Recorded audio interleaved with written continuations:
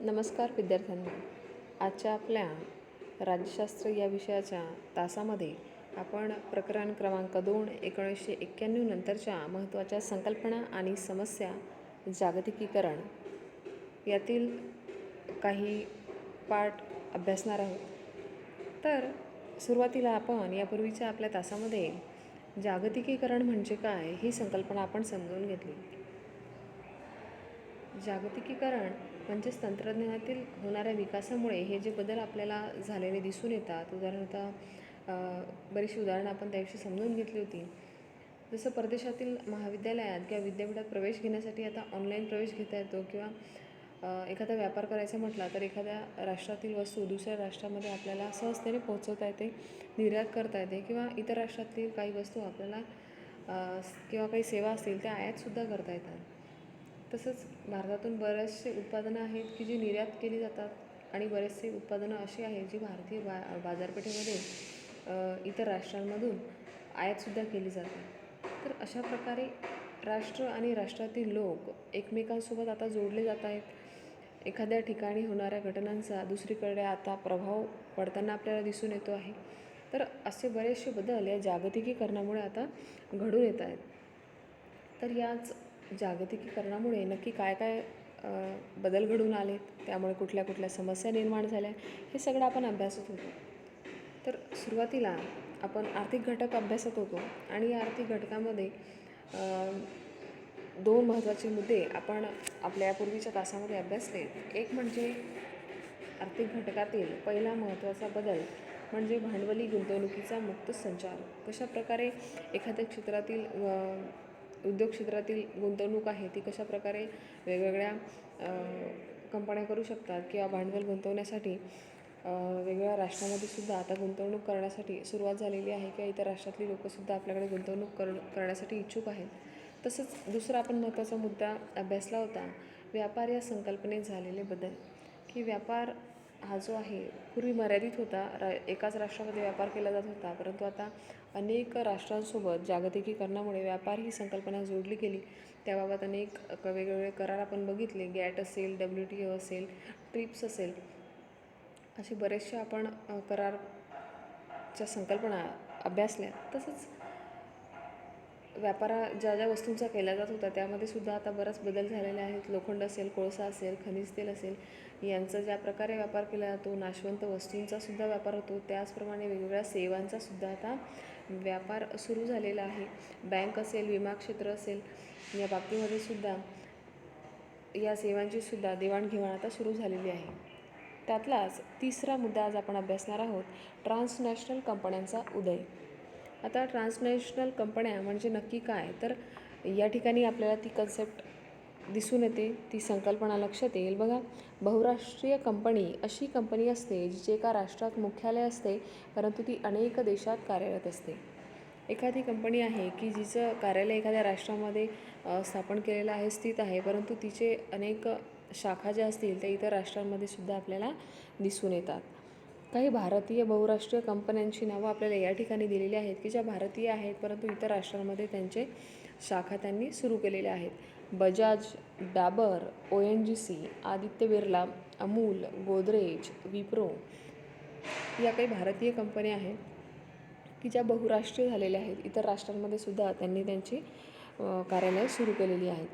ट्रान्सनॅशनल corporation या बहुराष्ट्रीय कंपन्यांचाच एक प्रकार आहे. या कंपन्या कोणत्याही एका राष्ट्राला बांधील नसतात, त्यांचे एकाच राष्ट्रात मूळ स्थान नसते, ज्यांना आपण ट्रान्सनॅशनल म्हणतो. काही ट्रान्सनॅशनल कंपन्यांची नावं आपल्याला या ठिकाणी दिलेली आहेत. कशाप्रकारे ट्रान्सनॅशनल कंपन्या या जागतिकीकरणानंतर बऱ्यापैकी सुरू झालेल्या आहेत. Nestle, Bayer, Unilever, Siemens, General Electric अशा काही कंपन्यांची नावं या ठिकाणी आपल्याला दिलेली आहेत की ज्या कंपन्या ट्रान्सनॅशनल म्हणून ओळखल्या जातात. कुठल्याही एका राष्ट्राशी त्या संबंधित नाही आहेत, तर अनेक राष्ट्रांमध्ये त्यांची कार्यालयं आहेत. तर सेवा क्षेत्राशी रिलेटेड इथे आणखी आपल्याला थोडक्यात माहिती दिलेली आहे. सेवा क्षेत्र हे 3 पारंपरिक आर्थिक क्षेत्रांपैकी तिसरे आहे.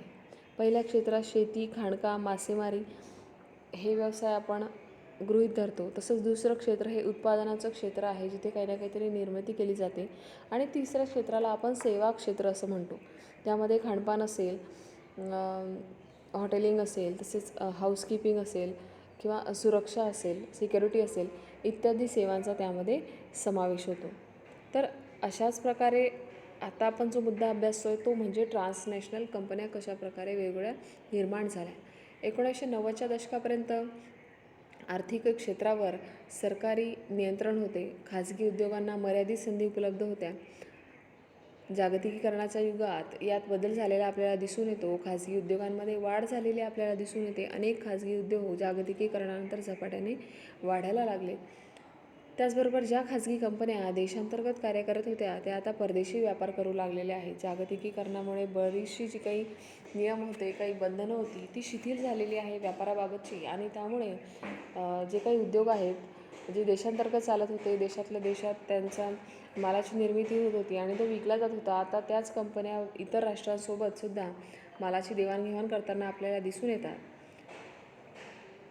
त्यांचे रूपांतर बहुराष्ट्रीय कंपन्यांमध्ये झालेले आहे. म्हणजे एक कंपनी असेल, तिचं इतर राष्ट्रांमध्ये सुद्धा त्यांनी शाखा सुरू केलेल्या आहेत. त्या राष्ट्रामध्ये सुद्धा त्यांचा जो काही उत्पादित माल असेल त्यांची विक्री सुरू केलेली आहे. आज आपण ट्रान्सनॅशनल कंपन्यांचा उदय झालेला देखील पाहतो. हा बदल मुख्यतः खाजगी क्षेत्रात आपल्याला झालेला दिसून येतो. या सर्वांचा सर्वसामान्य माणसावर काय परिणाम झाला आहे, कशाप्रकारे मानवी जीवनावर याचा काय परिणाम झालेला आहे ते आपल्याला या ठिकाणी पुढील मुद्द्यामध्ये दिसून येईल. तर कुशल आणि अर्धकुशल कामगारांचे आज एका राष्ट्रातून दुसऱ्या राष्ट्रामध्ये स्थलांतर होताना आपल्याला दिसून येते. ज्या ठिकाणी ज्या शहरांमध्ये किंवा ज्या राज्यामध्ये उद्योगांची संख्या जास्त असेल त्या उद्योगांमध्ये असे कुशल आणि अर्धकुशल जे काही कामगार असतील ते आपल्याला स्थलांतरित होताना दिसून येतात. तिकडे त्यांचा स्थलांतर करण्याचा कल जास्त दिसून येतो. तिकडे जास्त औद्योगिक क्षेत्र असेल त्याचा परिणाम श्रमिक बाजारावर होतो. उदाहरणतः बरेच कुशल आणि अर्धकुशल कामगार आज पश्चिम आशिया असेल, अमेरिका, युरोप इत्यादी ठिकाणी काम करत आहेत. जिकडे जास्त उद्योग असतील त्या क्षेत्रामध्ये काम करण्याचा त्या कामगारांचा ओढा आपल्याला दिसून येतो. खाजगी क्षेत्राच्या वाढीमुळे सेवा क्षेत्रामध्ये रोजगाराच्या संधी आपल्याला वाढलेल्या दिसून येतात. उदाहरणतः खानपान, मालवितरण, प्रवासी वाहतूक इत्यादी. उद्योगाचं क्षेत्र वाढलं म्हणजे त्याच्यावर आधारित इतर जे काही क्षेत्र आहेत त्यामध्ये सुद्धा आपल्याला वाढ झालेली दिसून येते. उदाहरणतः एखाद्या देशामध्ये एखादा उद्योग असेल, तो जर सुरू झालेला आहे तर त्या ठिकाणी ये जा करणाऱ्या कामगारांची सुद्धा संख्या वाढते. त्यामुळे त्या संबंधात सुद्धा बऱ्याचशा व्यवसायाचं किंवा रोजगाराच्या संधी आपल्याला दिसून येतात. तसंच त्या लोकांचं खानपान असेल, हॉटेलिंग व्यवसाय असतील त्या बाबतीमध्ये त्या ठिकाणी सुद्धा आपल्याला वाढ झालेली किंवा एक रोजगाराची नवीन संधी आपल्याला दिसून येते. तसेच त्या मालाचं वितरण असेल, त्या मालासाठी ने-आण करण्याच्या ज्या काही सुविधा असतील त्यामध्ये सुद्धा वाढ झालेली आपल्याला दिसून येते. तसेच प्रवाशांची वाहतूक, तिथे येणारे जाणारे जे काही प्रवासी असतील, तिथे काम करणारे जे काही कामगार असतील त्यांच्यासाठी सुद्धा वेगवेगळ्या गाड्यांची व्यवस्था असेल, वाहतुकीची व्यवस्था असेल, या क्षेत्रातसुद्धा वाढ झालेली आपल्याला दिसून येते. म्हणजे अशा प्रकारे अनेक रोजगाराच्या संधी आपल्याला त्या एकाच उद्योगामुळे त्या क्षेत्रामध्ये वाढलेल्या दिसून येतात. दुसरा परिणाम हा लहान उद्योग आणि दुकानांवर आपल्याला झालेला दिसून येतो. लहान उद्योगांना बड्या बहुराष्ट्रीय कंपन्यांशी स्पर्धा करावी लागते. जे उद्योग किंवा दुकाने कार्यक्षम पद्धतीने चालवली जातात तीच त्या स्पर्धेमध्ये टिकून राहतात आणि अजूनही त्यांचे जे काही ग्राहक असतील ते तसेच कायम असतात. आज शहरामध्ये मोठी किराणा दुकाने किंवा मॉल्स जरी आपल्याला उभे राहिलेले दिसतात तरीसुद्धा त्याच शहरामध्ये छोटे दुकानदार असतील, भाजी विक्रेते किंवा फळ विक्रेते हे देखील आपल्याला त्यांचे जे काही व्यवसाय असेल तो व्यवस्थित चालवताना आपल्याला दिसतात. त्यांनासुद्धा त्यांचे ग्राहक अवेलेबल आहेत, ग्राहकसुद्धा मिळत आहेत. याचं कारण आपल्या ग्राहकाला ते आवश्यक सेवा पुरवतात. अशा प्रकारे बराचसा बदल हा मानवी समाजावर आपल्याला झालेला दिसून येतो बहुराष्ट्रीय कंपन्यांनी. आणि तिसरा परिणाम या ठिकाणी आपल्याला दिसतो आहे की शेतीच्या संदर्भात आपल्याला बघायला मिळतो. आज शेतकरी आपला माल मोठ्या कंपन्यांना मध्यस्थीशिवाय विकताना आपल्याला दिसतो आहे. या मोठमोठ्या उद्योगांमुळे शेतमालाला मागणी निर्माण झालेली आहे आणि कुठलाही मध्यस्थ त्यामध्ये न येता थेट हा शेतमाल मोठ्या कंपन्यांना विकला जातो आहे. बहुराष्ट्रीय कंपन्यांनी नवीन तंत्रज्ञान आणले आहे आणि वेगवेगळं टेक्नॉलॉजीज आता कंपन्या वापरायला लागलेल्या आहेत. तसेच भारतीय मालाला नवीन बाजारपेठासुद्धा खुल्या झालेल्या आहे. त्यामुळे शेती क्षेत्रामध्ये सुद्धा व्यवसायाला बरीच अशी वाव आहे.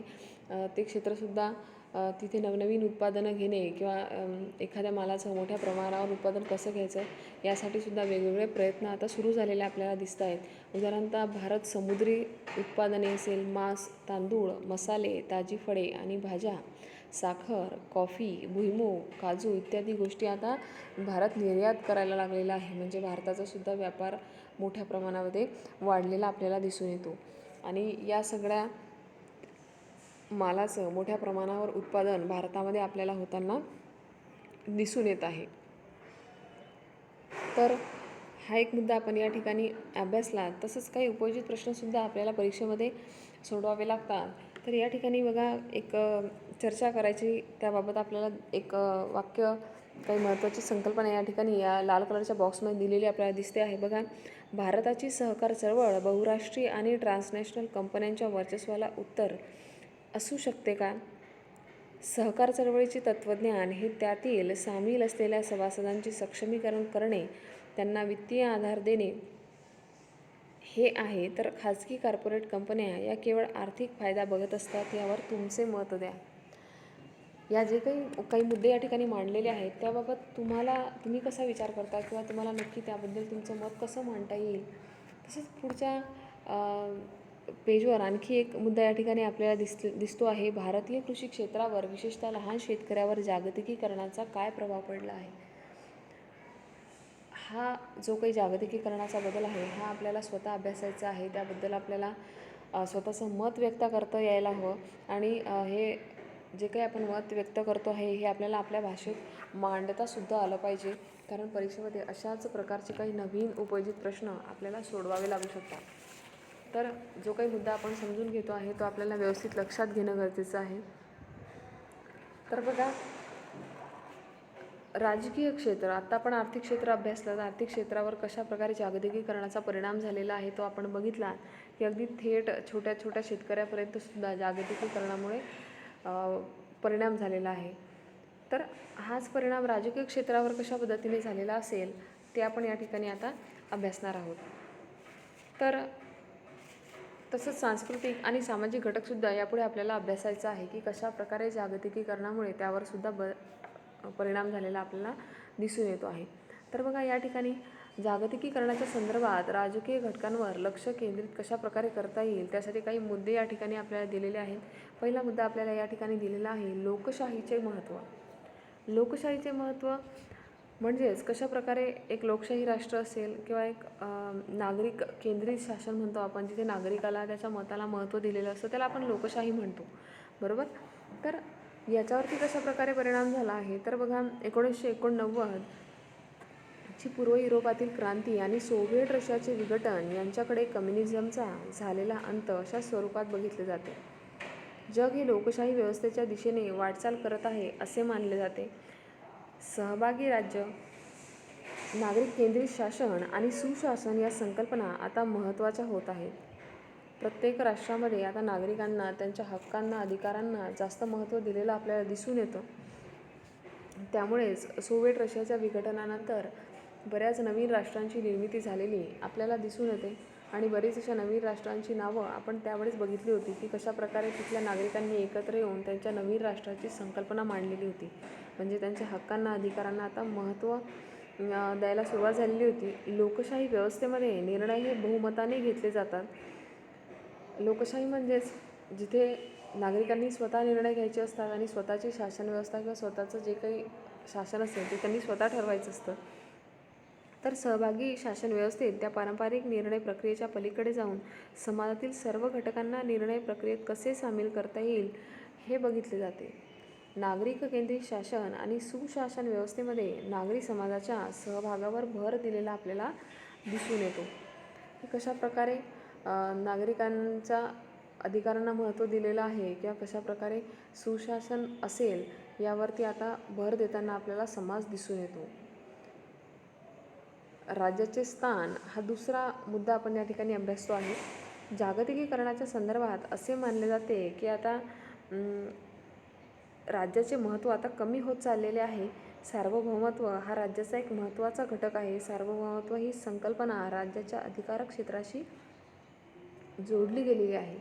त्याच्याच आधारे राज्याला आपल्या अधिकार क्षेत्रात कायदे करण्याचा अधिकार असतो. या सार्वभौमत्वावर आज अंतर्गत तसेच बाह्य घटकांकडून आघात होत आहेत असे मानले जाते.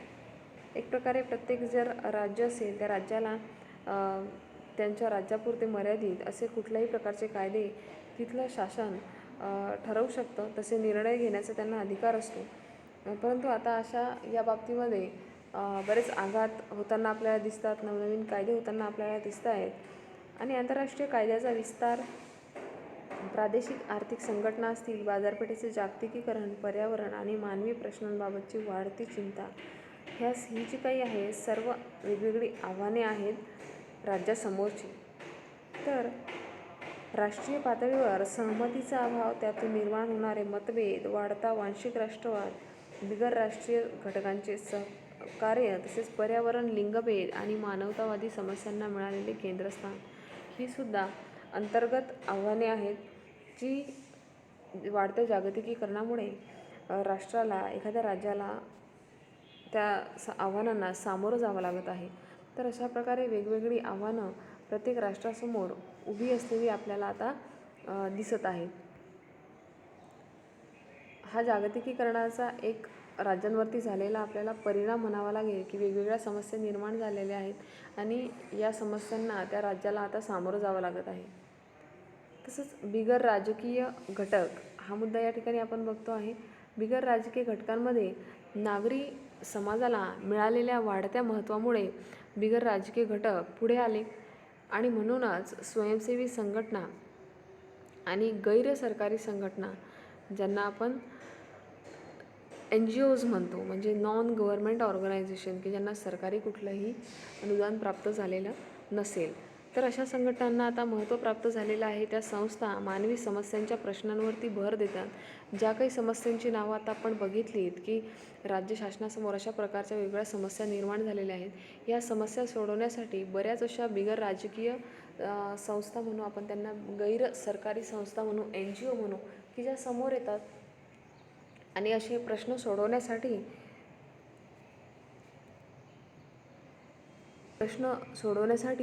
या संघटना पुढाकार घेताना आपल्याला दिसतात.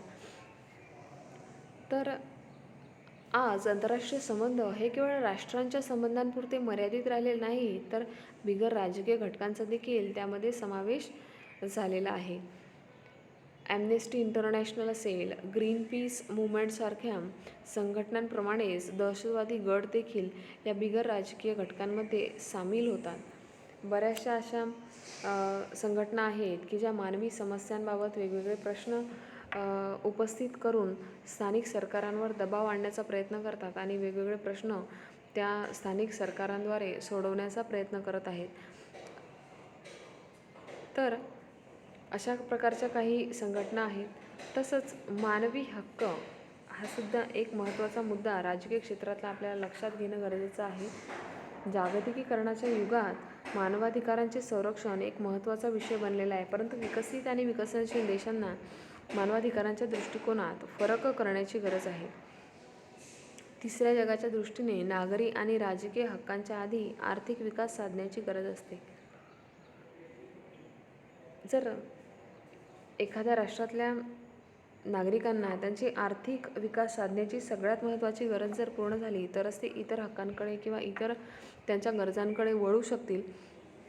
तसेच वैयक्तिक अधिकारांपेक्षा समाज आणि कुटुंब यांचे महत्त्व अधिक आहे. उदाहरणतः भारतीय संविधानाने सामाजिक न्यायावर अधिक भर देऊन अन्न, वस्त्र, निवारा,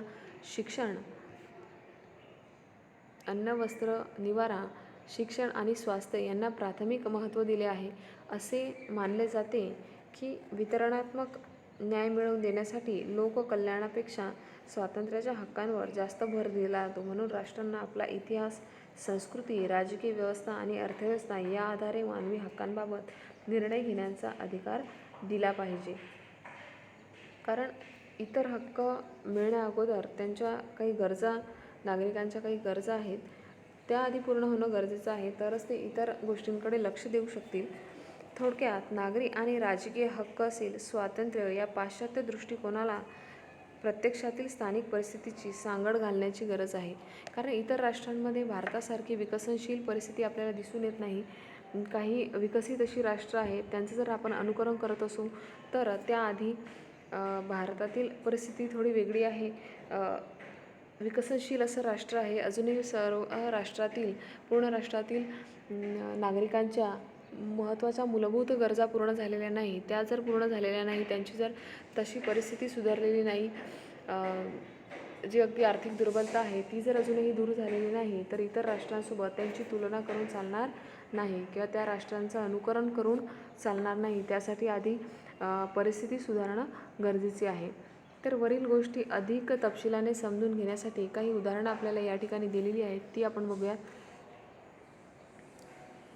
तर बघा, भारतात वेगवेगळ्या आंतरराष्ट्रीय करारांचा आणि संघटनांचा भारत हा वेगवेगळ्या संघटनांचा सभासद आहे. जागतिक व्यापार संघटनेचा सभासद म्हणून भारताला आंतरराष्ट्रीय व्यापाराबाबत काही नियमांचे पालन करावे लागते.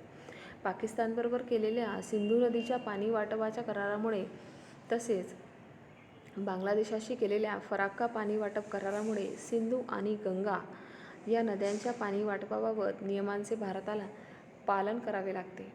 जसे काही करार असतील आंतरराष्ट्रीय स्तरावर झालेले हे जे करार आहेत, जसं बरोबर केलेला सिंधू नदीच्या पाणी वाटपाबाबतचा करार, कारण सिंधू नदी ही भारतातून जशी वाहते तशीच ती पाकिस्तानमधून सुद्धा वाहते आहे.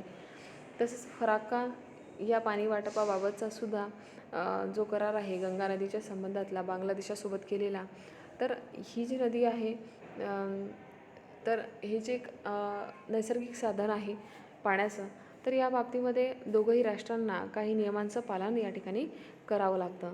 ॲम्नेस्टी इंटरनॅशनल आणि ग्रीन पीस यांसारख्या संघटना मानवी समस्यांबाबत प्रश्न उपस्थित करून सरकारवर दबाव आणण्याचा प्रयत्न करतात. काश्मीर संदर्भातील भारताच्या काही मानवी हक्कांच्या भूमिकेबाबत ॲम्नेस्टीने टीका केलेली आहे. म्हणजे तिथल्या ज्या काही समस्या आहेत त्या सोडवण्यासाठी अशा काही सरकारी संघटना आहेत ज्या पुढाकार घेतात आणि तिथल्या सरकारला हे सगळं ज्या समस्या आहेत त्या सोडवण्यासाठी त्यांच्यावरती एक प्रकारे दबाव आणण्याचा प्रयत्न करतात. तसंच चर्नोबिलच्या दुर्घटनेमुळे युरोपमध्ये रेडिएशन पसरले आणि या पर्यावरण संदर्भातील आपत्तींना देशांच्या सीमांतर्गत ठेवता येत नाही.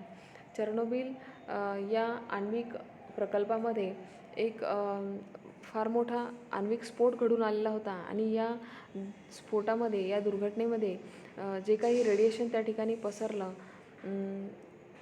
त्या अणूंचं किंवा तिथल्या त्या स्फोटातील जे काही किरणं असतील, अतिनील किरणं होती, ती सगळी त्या स्फोटापुरती मर्यादित राहिली नाही किंवा त्या ठिकाणापुरती मर्यादित राहिली नाही, तर त्या अतिनील किरणांमुळे संपूर्ण जगाच्या पर्यावरण एक प्रकारे दूषित करण्याचा प्रयत्न झालेला होता. तर ही जी काही एक मोठी आपत्ती ओढवलेली होती, जो मोठा स्फोट घडून आलेला होता, यामुळे संपूर्ण पर्यावरणाचं नुकसान झालं आणि ही जी समस्या होती ही पूर्ण जगासाठी हानिकारक होती, जगासाठी धोकादायक होती. तर या सीमेला त्या देशापुरतं मर्यादित ठेवता येणार नाही. म्हणूनच युरोपीय राष्ट्रांना आपल्या जनतेला हानी पोहोचवू नये म्हणून उपाययोजना करण्यासाठी एकमेकांना सहकार्य करावं लागत आहे. तर अशा प्रकारच्या काही घटना जागतिकीकरणामुळे सुद्धा समोर आपल्याला आलेल्या दिसून येतात आणि त्याचे परिणाम सर्वांना सहन करावे लागतात. मोठ्या धरणांबाबत विरोध करण्यासाठी नर्मदा बचाव आंदोलनाने जागतिक बँकेची मदत घेऊन हे आंदोलन आंतरराष्ट्रीय पातळीवरती नेलेलं आपल्याला दिसून येतं. नर्मदा या नदीवरती जे मोठं धरण बांधण्याचा एक प्रस्ताव समोर आलेला होता, तर यासाठी विरोध केला गेला आणि हे आंदोलन एका मोठ्या लेवलवरती नेऊन ठेवलं गेलं आणि त्यासाठी जागतिक बँकेकडून सुद्धा मदत मागितली गेली. जैतापूर आणि कुडनकुलम येथील आण्विक प्रकल्पांना विरोध केला जात आहे. या प्रकल्पांना योग्य त्या परवानग्या मिळूनही काही राजकीय पक्ष आणि NGOs त्यांना विरोध करत आहेत. राजकीयदृष्ट्या या प्रकल्पांना किंवा आर्थिकदृष्ट्या या प्रकल्पांना जरी मान्यता मिळालेली असली तरीसुद्धा राजकीय पक्ष आहेत, काही सरकारी किंवा गैर सरकारी संस्था म्हणू आपण त्यांना, संघटना म्हणू, त्या अजूनही या प्रकल्पांसाठी विरोध करत आहेत. कारण याचे परिणाम जे आहेत ते फक्त तेवढ्या परिसरापुरते मर्यादित नसून पूर्ण राष्ट्राला त्याचे फार वाईट परिणाम भोगावे लागू शकतात. हे सगळा विचार करून बऱ्यापैकी या वेगवेगळ्या अशा प्रकल्पांना विरोध होताना आपल्याला दिसतो आहे. वरील सगळ्या प्रकरणांमध्ये राज्याच्या सार्वभौमत्वाला आव्हान दिले गेले आहे. राज्याच्या अंतर्गत आणि बाह्य स्वरूपाच्या आव्हानांची ही उदाहरणे आहेत. म्हणून असे मानले जाते की आता राज्याचे कार्य कमी होत चालले आहे. खाजगी क्षेत्राच्या वाढीमुळे आर्थिक क्षेत्रात आणि अंतर्गत आणि बाह्य आव्हानांमुळे राजकीय क्षेत्रामध्ये राज्याची भूमिका हळूहळू आता कमी होत चाललेली आहे. कारण जागतिकीकरणामुळे जग आपल्याला जवळ आलेलं दिसून येत आहे. एक राष्ट्र दुसऱ्या राष्ट्राच्या जवळ आलेलं आहे. त्यामुळे राज्य ही संकल्पना कुठेतरी नष्ट होताना आपल्याला दिसते आहे.